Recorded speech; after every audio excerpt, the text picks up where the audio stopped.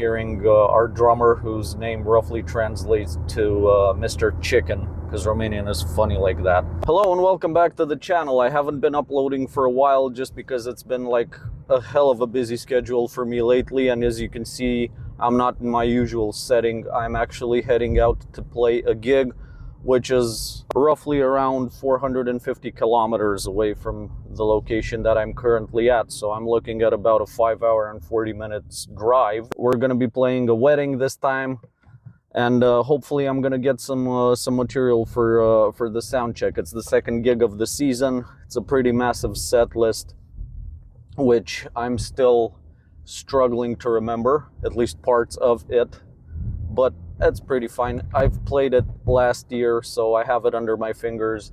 I just need to brush up on some technical details. So I guess I'll see you at the location. We're gonna be doing a bit of a pedal board run through from soundcheck, maybe play a few licks, and enjoy the trip. We're staying at a hotel, which is rare for this band, because we usually drive up to the place, play the gig, and just drive back home. But this time, since we're playing pretty far away from home, we decided to just, let loose, maybe have a few glasses of wine tonight. We're looking at an early sound check in the morning. I can't wait to see where we're gonna be playing at, and hopefully the people will be fine and we won't get the traditional Balkan wedding type of situations, which I'm gonna start elaborating on, because I've gathered a few stories actually, and I think you might enjoy it. Also, in the works, I bought a new guitar, but I'm not gonna tell you what it is, because I'm just gonna go ahead and do a little bit of a playthrough of some licks and stuff and present the instrument properly. Sometime maybe next week. It's a guitar that I've always wanted, and I can't wait to show it to you guys. So I'll see you at the hotel.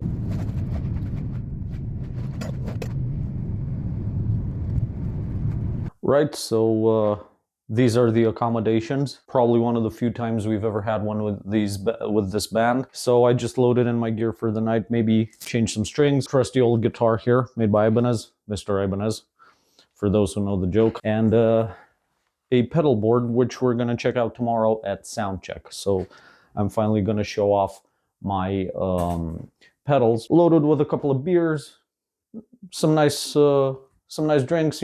We're just gonna unwind, have a chill evening, and then we're gonna do sound check tomorrow. So see you then.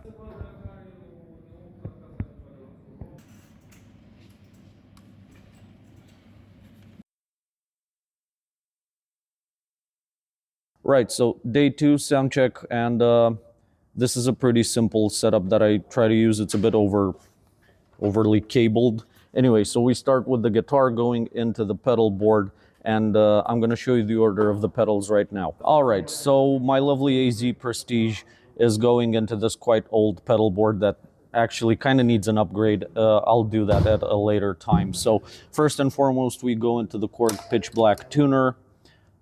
Also, a mute button keeps me in tune. Great stuff. Second, and this is the newest addition to the pedal board, it's the Ibanez Pentatone Noise Gate. It's really cool because it actually lets the note ring out, and it kind of kills all the unwanted noise. If you get like lousy power, as you usually do in these types of venues.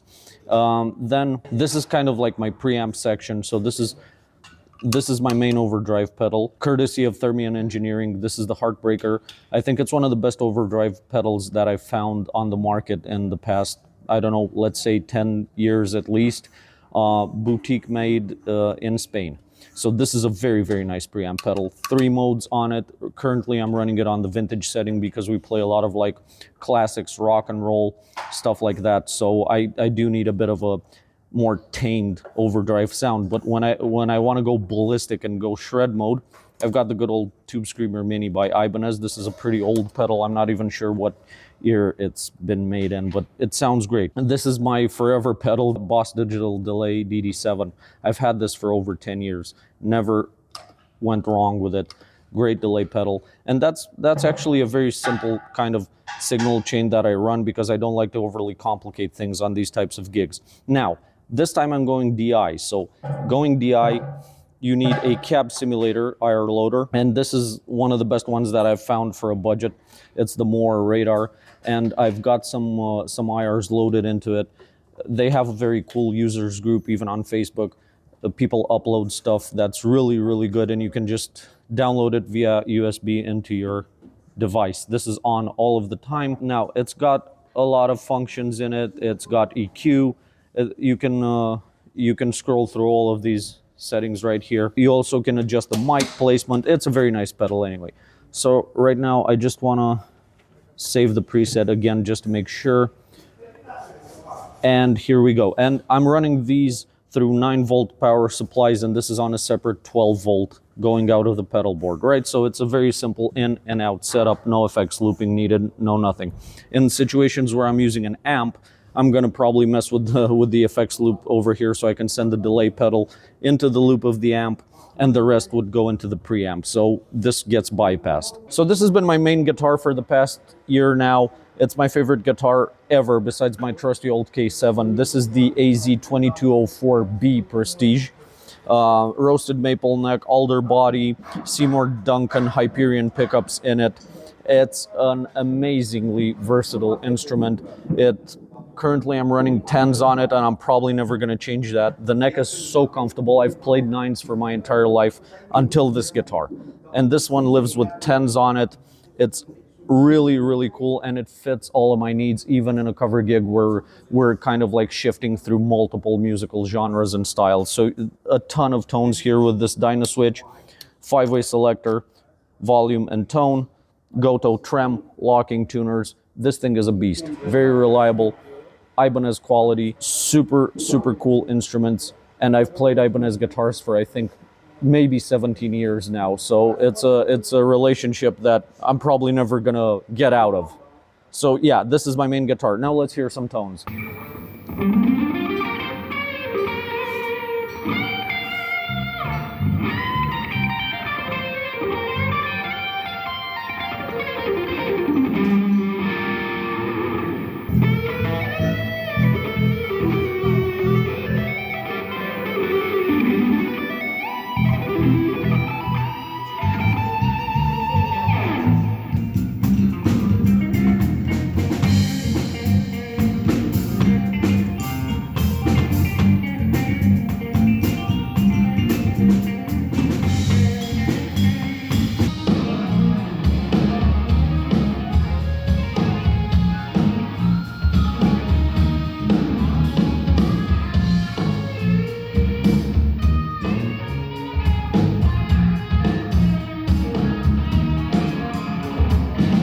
Well, wouldn't you know it, I'm wearing a frickin' suit. Because yes, this is my least favorite part of the gig.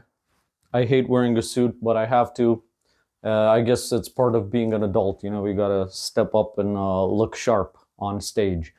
Mind you, we're also doing this during the summer, which I think is a stupid fucking idea. But anyway, you gotta look good on stage playing cover bands, I guess. So I'm ready to go to the venue, and let's see how this goes.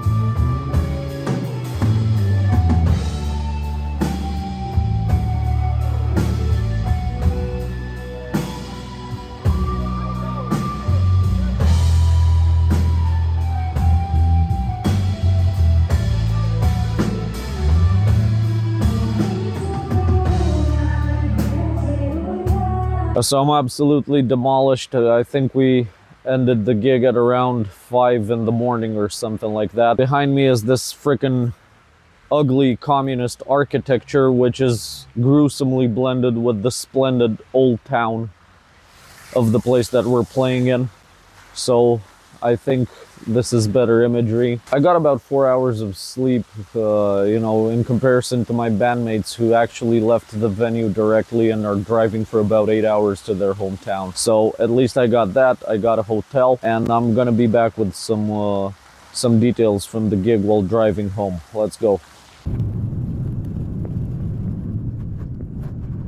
Well, so that was the gig. I'm currently driving back home. I'm looking at another maybe 2.5 hours drive out of about 4 hours and a half. Well, the gig went pretty well. I'd say it was like maybe a 7.5 out of 10. There's a lot of stuff that can be improved, so I'm mainly going to focus on that and talk to the band leader and maybe organize some rehearsals. On a personal level, I guess it's a great experience to still play live in a band, just because you, besides developing your musical ability and your improvisational skills and whatnot, or sharpening them, working with people is always funny. And I was glad to meet up with a bunch of my friends in that band, because I'm lucky enough to be friends with some of the people in that organization. It's like a nine people band, so it can get pretty complicated.